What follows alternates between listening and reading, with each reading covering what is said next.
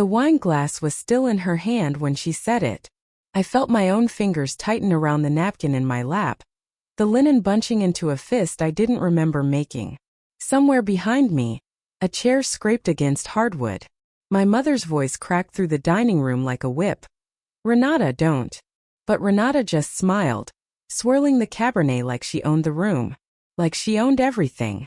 "Relax," she said, tilting her head at me with that smirk I'd hated since I was 11 years old. "I'm just saying. 3 years later and you're still alone in that big empty house. Must be lonely, huh?" I didn't answer. I picked up my fork instead and I smiled, because she had no idea what was already sitting in my email inbox, unopened, waiting. My name is Danielle Voss. I'm 34 years old and 3 years ago, I built a boutique event planning company from a card table in my apartment into a firm that grossed $2.3 million last year. I did it after my husband left me for my own sister, cleaned me out emotionally if not financially, and disappeared into a life with the one person who was supposed to be in my corner no matter what. The financial stakes back then were brutal. My ex, Marcus, had drained $40,000 from our joint savings account before he left. Money I'd been saving for a down payment on a second office. I didn't chase him for it. I didn't have the energy. I put my head down, took out a small business loan of $65,000, and built something of my own instead. My sister Renata is 31. She married Marcus 14 months after they got together. And for 3 years my family, my mother especially, acted like nothing happened. Like it was all just complicated and these things happen. And you two should really try to get along for Christmas. Tonight was the first family dinner Renata had come back to town for since the wedding. She flew in from Charlotte with Marcus, a new Cartier bracelet, and apparently, an appetite for public humiliation. She wore red. Of course she wore red, always the color that made sure every eye in the room landed on her first. Marcus sat beside her in a blazer I recognized, one I'd bought him for his 30th birthday, back when I still thought birthdays were things we celebrated together forever. He wouldn't look at me. He never did, not directly, just sideways glances like I was something spilled on the floor he was trying not to step in. My mother had set 12 places at the table, cloth napkins folded into. She laughed, that bright, practiced laugh she used when she was lying. "Oh my God, it's nothing. It's just this little consulting thing Marcus is doing on the side. Diversification. You wouldn't understand the tax structure. It's honestly super complicated. Has to do with pass-through entities and depreciation schedules, boring stuff." I said, "Oh, that makes sense," and I let it go. Or I let her think I did.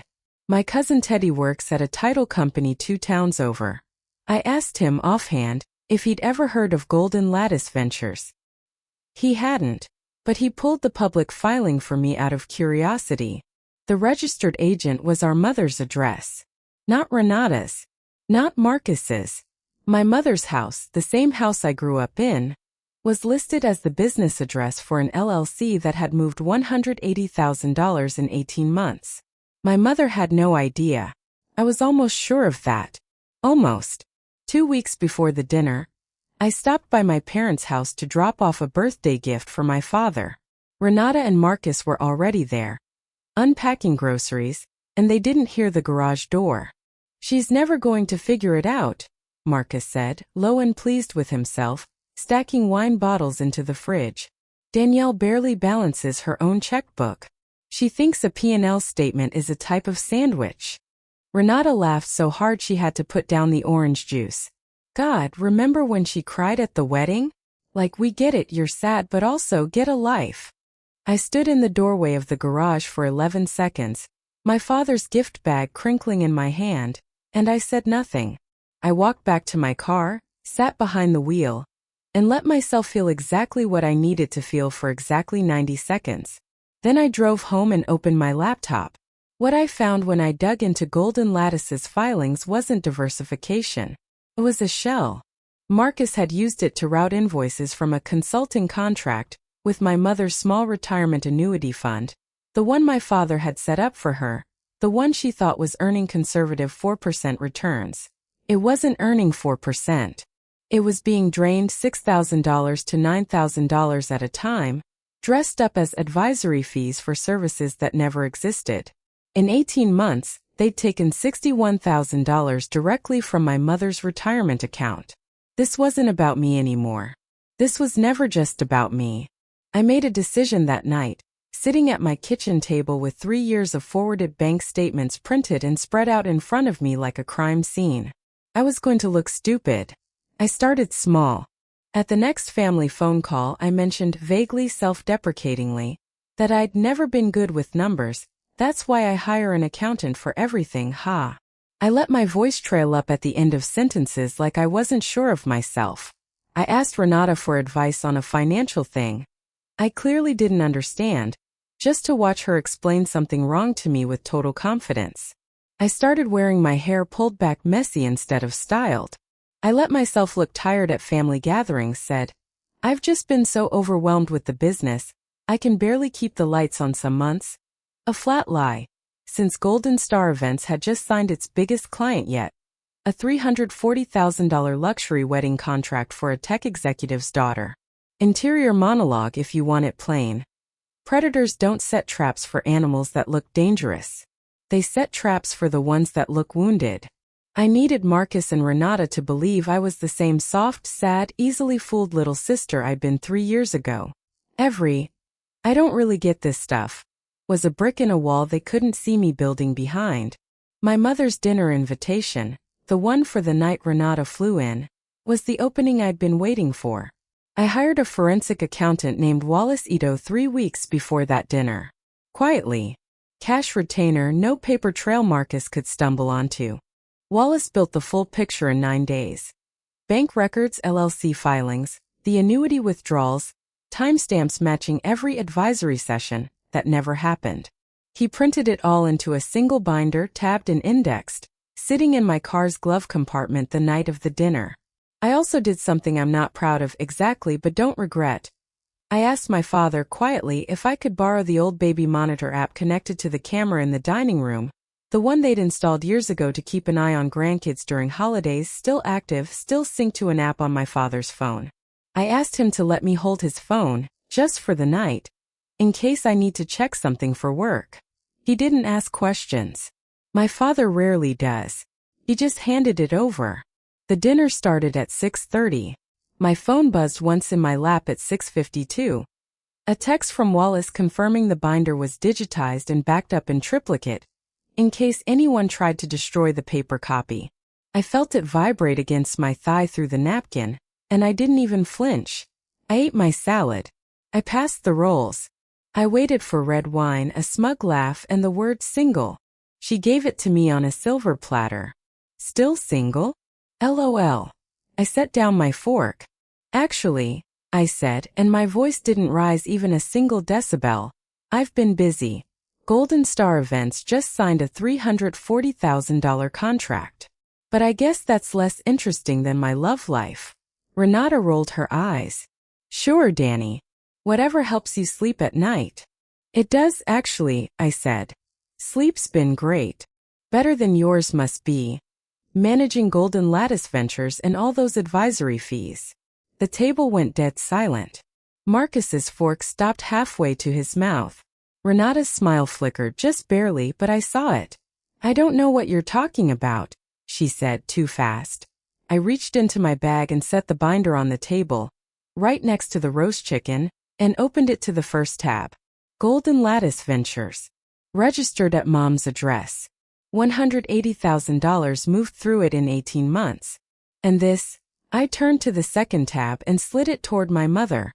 $61,000 pulled from your retirement annuity, Mom. Dressed up as consulting fees for advice you never received. From a company you never agreed to hire. My mother's hand went to her mouth. My father half rose from his chair. Marcus laughed, a short, panicked bark. This is, Danielle, you don't understand the structure. There's pass-through depreciation, there's a felony, I said quietly. Financial exploitation of an elder is a Class 3 felony in this state. I checked. Twice. Renata's face had gone the color of the tablecloth. You've been spying on us? I've been paying attention, I said. Which is different from what you were doing when you called my sadness a punchline in Mom's kitchen 2 weeks ago. You didn't know I was in the doorway. Marcus, you said I thinks a P&L statement is a type of sandwich. I've got a forensic accountant who'd disagree. I nodded once toward the hallway. Detective Marisol Reyes, a family friend of Wallace's, off duty but there in an unofficial capacity to witness a possible confession, and who I'd asked to simply be in the house that night in case things escalated, stepped into the dining room doorway. She didn't need to say a word. Marcus stood up so fast his chair toppled backward and cracked against the hardwood floor. I stood too calm and picked up my wine glass. I didn't throw it. I didn't smash it dramatically across the room like you see in movies. I just set it down deliberately upside down on top of the printed LLC filing. A small quiet gesture that said, more clearly than shouting ever could, this is over. Within 6 weeks, Golden Lattice Ventures was under formal investigation by the state's Financial Fraud Bureau. Marcus was charged with financial exploitation of a vulnerable adult and wire fraud. His firm terminated him within 72 hours of the charges going public, citing conduct incompatible with fiduciary standards. Renata was named as a co-signer on 2 of the fraudulent transfers. She wasn't charged criminally, insufficient evidence of direct intent, according to the DA's office, but she was named in my mother's civil suit to recover the $61,000, filed the following month. Marcus and Renata's marriage didn't survive the discovery process. Divorce filings became public record 4 months later. Renata cited irreconcilable differences, which is one way to describe finding out your husband had been quietly siphoning money out of your own mother-in-law's retirement account for a year and a half. Priya, the 24-year-old assistant whose accidental screenshot started it all, lost her job when Renata's boutique shut down its PR operations. I hired her myself at Golden Star Events, at a $12,000 raise over what Renata had been paying her. She didn't do anything wrong. She just worked for someone who did. My mother recovered $61,000 in a settlement 8 months later, plus interest. My father quietly, without ever needing to say much about it, changed the locks on the house. It was raining the night Renata showed up at my door. Not my parents' door. Mine. She stood on my porch in a coat that used to look expensive and now just looked wet. Mascara tracked down her cheeks, no umbrella, no car in the driveway. Marcus had apparently taken it in the settlement, along with most everything else. Danny, she said, voice cracking. I don't have anywhere else to go. Please. I stood in the doorway, dry warm light spilling out behind me. I thought about the kitchen doorway, and the 11 seconds I'd stood there listening. I thought about my mother's face at that dinner table. You're still my sister, I said. That doesn't change. But you don't get to be in my house tonight. I closed the door. Gently. Not a slam, just a quiet final click of the latch. Later, in the kitchen, my husband, because yes, I did eventually let someone new and steady into my life, a man named Julian who runs a small furniture restoration shop 2 blocks from my office, handed me a mug of tea and didn't ask me to explain anything. You okay? He asked. Yeah, I said and meant it.